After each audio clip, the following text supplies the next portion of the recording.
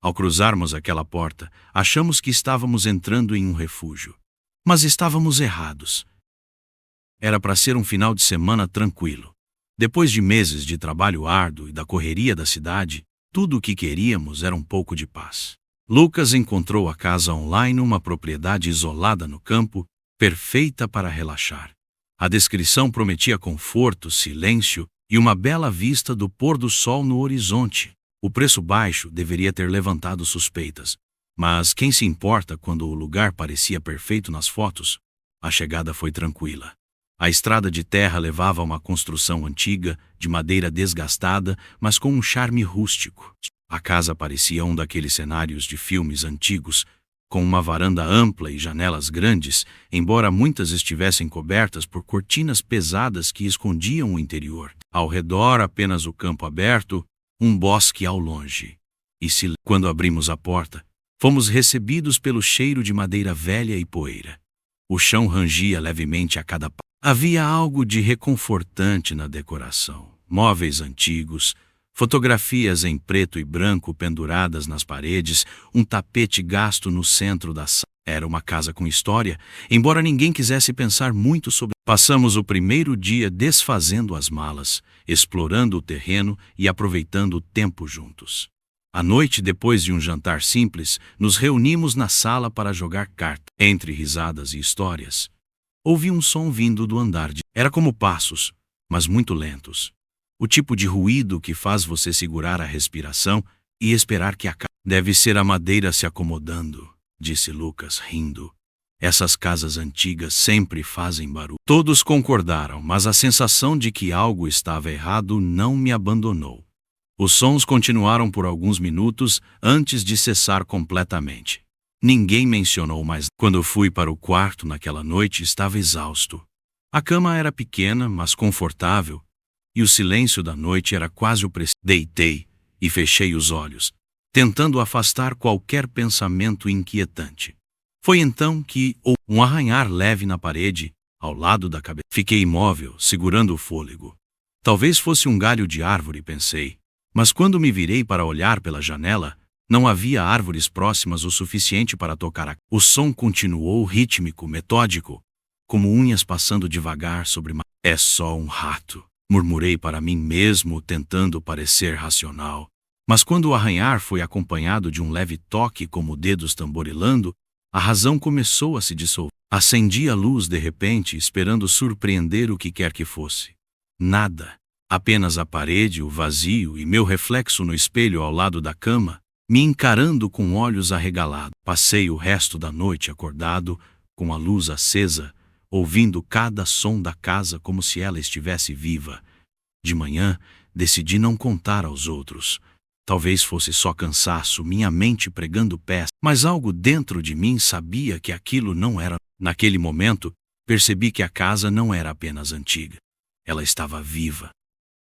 Acordei no segundo dia com uma sensação de peso no peito, como se algo estivesse me empurrando para baixo. A luz do sol filtrava-se timidamente pelas cortinas grossas, mas mesmo assim, o quarto parecia escuro. Olhei ao redor, tentando dissipar a estranha inquietação da noite anterior. Nada parecia fora do lugar, pelo menos à primeira vista. Na sala, encontrei Lucas, Mariana e Rafael já reunidos, mas havia algo estranho no rosto deles. Lucas segurava um copo quebrado, os cacos espalhados pelo chão. Alguém ouviu isso à noite? Ele perguntou, com o tom de quem esperava que a resposta fosse negativa. Ninguém respondeu. Mariana olhou para mim, hesitante. Eu ouvi algo. Um choro. Parecia vindo do andar de cima. Sua voz era quase um sussurro, como se não quisesse que a própria casa ouvisse. Rafael soltou uma risada nervosa. Gente, é uma casa velha. Rangidos, vento, sei lá. Vocês estão se deixando levar. Eu não disse nada. Ainda podia sentir o arrepio que o arranhar na parede havia me causado, mas decidi guardar isso para mim. A ideia de admitir que algo estava errado era insuportável, porque isso significaria enfrentar um medo que ninguém ali estava preparado para aceitar. Ao longo do dia, pequenas coisas começaram a acontecer. uma cadeira movida, a porta da cozinha que rangia sem motivo, como se alguém a empurrasse levemente. Tentamos ignorar, mas o desconforto crescia. Lucas sugeriu que fizéssemos algo para nos distrair. Então fomos até o bosque próximo, deixando a casa para trás. Quando voltamos, Rafael não estava lá. Ele deve ter saído para dar uma volta, disse Lucas, tentando soar calmo, mas sua voz tremia. Procuramos por ele na propriedade, chamando seu nome.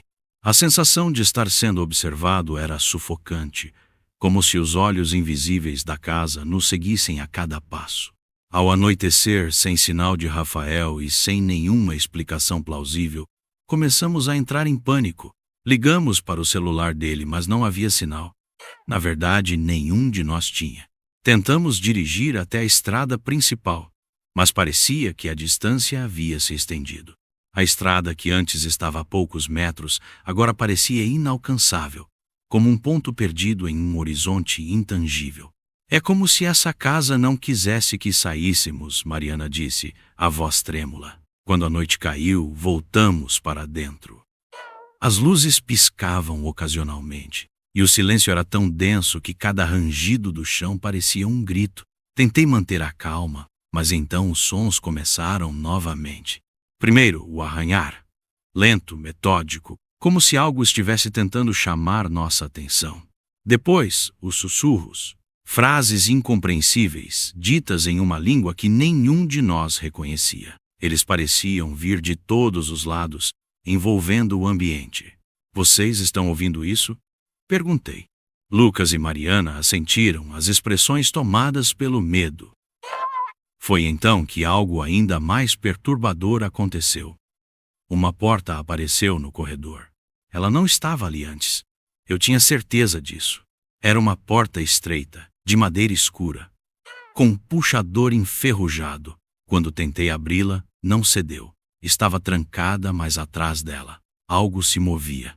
O som era baixo, mas inconfundível. Passos lentos, arranhões, como se alguém ou algo estivesse do outro lado. Lucas tentou abrir a porta com força, mas era como se ela estivesse cimentada no lugar. Mariana começou a chorar, murmurando algo sobre sair dali imediatamente, mas nenhum de nós conseguia se mover. Era como se a casa tivesse nos prendido em seu próprio ritmo, em sua própria realidade. Eu me aproximei da porta novamente, encostando o ouvido nela.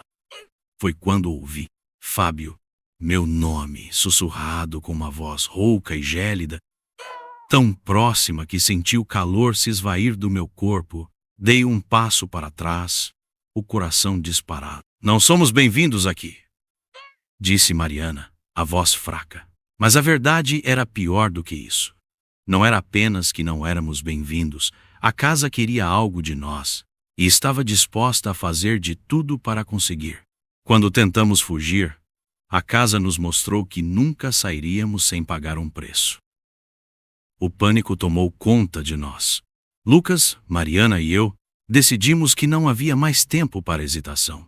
Rafael estava desaparecido há horas, e a presença opressiva da casa havia se tornado insuportável. O ar estava mais denso, quase impossível de respirar, como se as paredes estivessem se fechando ao nosso redor.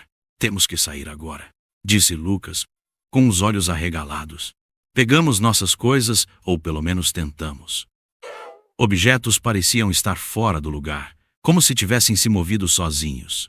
O corredor que levava à porta da frente parecia mais longo do que o normal. Quando finalmente alcançamos o carro, percebi que algo estava errado. O carro não liga, disse Lucas, girando a chave desesperadamente. Mariana começou a chorar, suas mãos tremendo enquanto segurava meu braço. Não pode ser. Isso não pode estar acontecendo. Saí do carro e olhei ao redor. A estrada de terra que levava à casa parecia ter desaparecido. Tudo o que havia era uma neblina espessa, envolvente,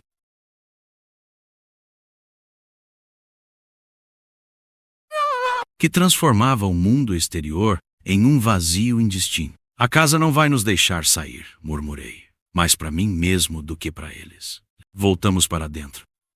Era a única coisa que podíamos fazer. mas a casa estava diferente. Corredores que antes eram curtos agora se estendiam infinitamente. Um quarto que conhecíamos bem agora estava completamente vazio, com o papel de parede descascado revelando manchas escuras e úmidas. Isso não é possível, Lucas disse, passando as mãos pelos cabelos. As coisas não podem simplesmente mudar. Caminhamos pela casa como se estivéssemos dentro de um pesadelo, cada porta revelando algo mais perturbador. Encontrei um quarto que nunca havia visto antes. Dentro, havia uma mesa cheia de fotografias em preto e branco. Peguei uma delas, minhas mãos tremendo. A foto mostrava uma família, pai, mãe e 2 filhos. Todos sorriam, mas havia algo errado em seus olhos. Era um vazio que fazia minha pele arrepiar. Na parte de trás da foto, havia uma data escrita.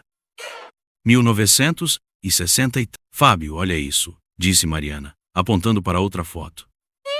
Era a mesma sala onde estávamos, mas com móveis diferentes. No canto, havia um espelho grande que agora estava ausente. Ao passar os olhos pelas outras fotos, percebi o padrão. Famílias diferentes, todas sorrindo no mesmo lugar, mas nenhuma delas parecia verdadeiramente feliz. E, em todas as fotos, havia algo mais no fundo, uma sombra indistinta, quase imperceptível, mas sempre lá. A noite chegou mais rápido do que deveria, como se o tempo também estivesse sob o controle da casa. O silêncio era cortado apenas pelos nossos passos. Tentamos mapear a casa para encontrar uma saída, mas as portas estavam erradas. Uma porta que deveria levar à cozinha agora abria para um corredor completamente desconhecido. Isso é um labirinto, disse Lucas, a voz carregada de medo. Enquanto caminhávamos, ouvíamos vozes. Primeiro baixas, como sussurros. Depois mais altas, como se estivessem ao nosso lado. Mariana gritou quando uma mão invisível pareceu puxar seu cabelo. Isso não é real. Ela gritou, tentando convencer a si mesma. Mas era. Cada segundo naquela casa era uma prova de que o impossível havia se tornado realidade. Foi então que vi a porta da frente, aberta, uma saída. Ali, gritei, apontando. Corremos na direção dela, mas algo dentro de mim sabia que não seria tão fácil. Lucas estava atrás de mim, e Mariana vinha. Quando me virei para garantir que eles estavam comigo, vi Lucas parar abruptamente. Lucas, o que foi? Vamos. Ele não respondeu. Apenas ficou ali, parado no corredor, olhando fixamente para mim. Seus olhos estavam vazios, sem... Lucas, por favor, implorei, mas ele não se moveu. Mariana correu até ele, tentando puxá-lo, mas ele parecia colado ao chão. Foi quando percebi, a casa o havia tomado. Temos que ir, nos disse a ela. Mas sua expressão de horror dizia que ela não estava pronta para aceitar o que estava acontecendo. Finalmente, puxei-a com força. E nós 2 corremos para fora. Quando cruzamos a soleira, a sensação de alívio foi esmagadora. Mas algo estava errado. Olhei para trás e vi Lucas ainda parado lá, dentro da casa, olhando para nós. As luzes da casa piscavam. E o som de passos ecoava do corredor atrás dele. A última coisa que vi antes de a porta se fechar foi uma sombra se movendo em sua direção. Mariana e eu não falamos enquanto corríamos. Não havia necessidade.